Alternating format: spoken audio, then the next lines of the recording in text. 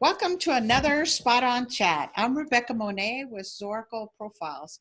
Zorakle provides profiling tools to franchisors and to franchise brokers that help facilitate a right fit between a prospective franchisee and a franchise system. So my guest today is Laura Spaulding. She's the founder and president of the fastest growing franchise that specializes in crime scene cleanup. Company name is Spaulding Decon. So welcome, Laura. I'm so glad to have you back. Oh, thank you so much for having me again. All right. So actually, we had a great conversation just a minute ago, and it appears that somehow, I don't know if I did hit the record button, but it didn't record. So if you don't mind, I'd like to ask you the same question that I asked earlier, and that is about your passions and your obsessions, and if you could share that with us, I'd really appreciate it. Yeah, no problem. You know, I fell into the fatal flaw there of every entrepreneur that I have to dive into my business 100 hours a week and neglect myself and eat like crap. And, you know, I felt guilty if I wasn't there working on my business on weekends and nights and everything. So, you know, I just one day realized, oh my God, I've gotten fat. I've gained too much weight here. And, you know, this is not a good perception. You know, our business is extremely physically, you have to be very physically engaged. We're wearing respirators and Tyvek suits, and people that aren't physically fit just typically don't make it in our business. And I'm like, wow, I'm becoming one of those people that I wouldn't even hire. So, Wow. you know, I just kind of realized that life is about balance, and my business is not going to suffer if I take care of myself. So I started, you know, reading just a ton of books on, you know, keto diets and sugar addictions and meditation. And I just really just started focusing on me and improving my life. And, you know, I'm quite obsessed with Orange Theory Fitness, and, you know, shout out to that franchise system because I just absolutely love it. I love everything about it. I go about 6 days a week. And I just love their concept and how it's executed. I think it's very, very simple. You know, they make a great model. So I do that. I live right on the water. So I do, you know, some boating stuff and, paddle boarding, cycling, you know, just really physical stuff. And I stay away from the sedentary, you know, sit on the couch and watch, you know, 20 episodes of Netflix. I don't do that. That is my, I feel guilty. I can't do that type of thing. Yeah. Oh my gosh, I could so relate to what you're saying. Yeah, I had a sugar addiction.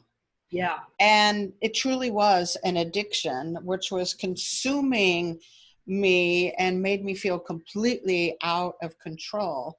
And then about back in August, when my best friend had her birthday, and this is after years of going, how can I get over this addiction? It's controlling my life. Never mind, I was getting fatter every year.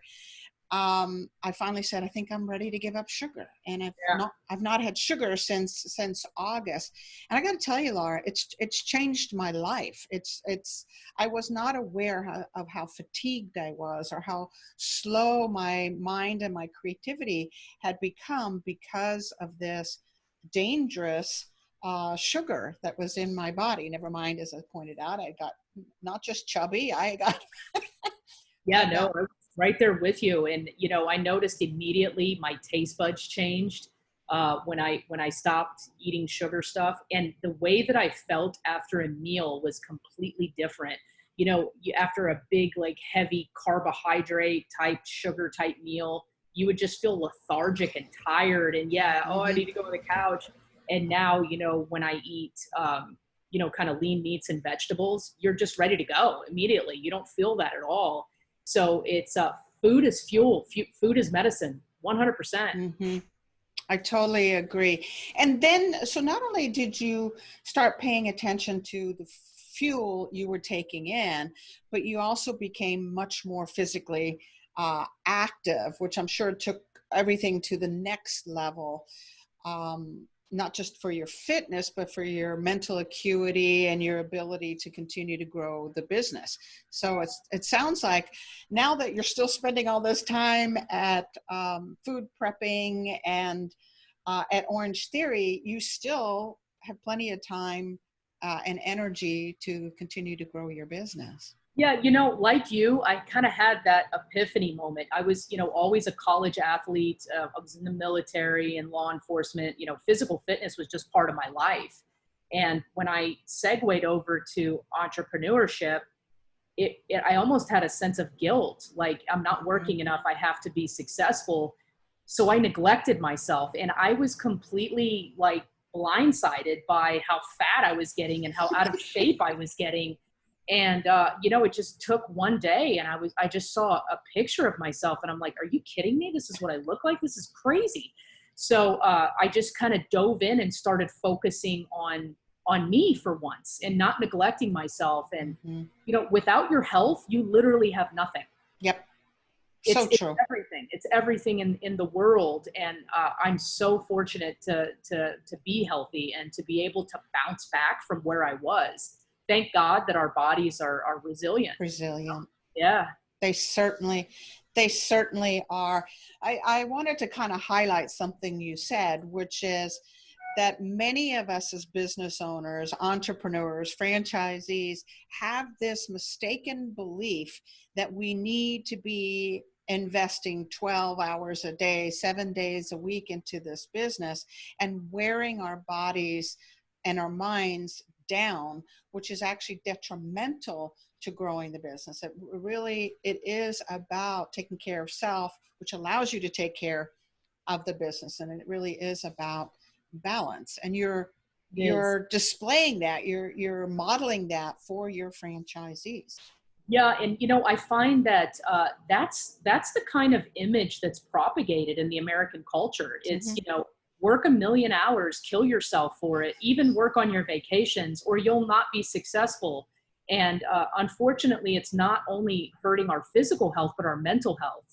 And, that's when I took a step back and I'm like, wait a minute, I'm focused on my physical health. I need to also focus on my mental health. So, I'm practicing meditation. I'm not very good at it yet, but I'm really trying. And I'm trying to focus on things. And I've noticed the more that I focus on things, the more I'm able to execute, rather than just writing a goal on a board or reading a book and saying, oh, that's a great idea. Now I literally focus on it and I practice it every single day to try to be able to be better at that thing. That's amazing. Well, good books. I highly recommend, like, The Miracle Morning. To me, that was a fantastic book. I don't know if you've ever read it or not. No, I haven't. Really excellent executable gold nuggets in there that anybody can implement in their life. And I've just found it fascinating. Wow, you're inspiring me. I try. I'm a work in progress every day. And I'm trying to get better. Obviously, my health, I want to do a triathlon. I want to do, a half marathon. I'm not there yet, though, but I'm working at it. But you have a goal. You're visualizing it. You're focusing on it, and you're working towards that. Yeah, every day, little by little. Thanks, Laura, for inspiring me, and hopefully this inspires others to take their health and well-being and make it a priority. Because it really does make a difference, not just physically and mentally, but ultimately it will help us grow our business. And I look forward to having you back for another Spot On chat. Thanks again, Rebecca. Stay strong. Thank you.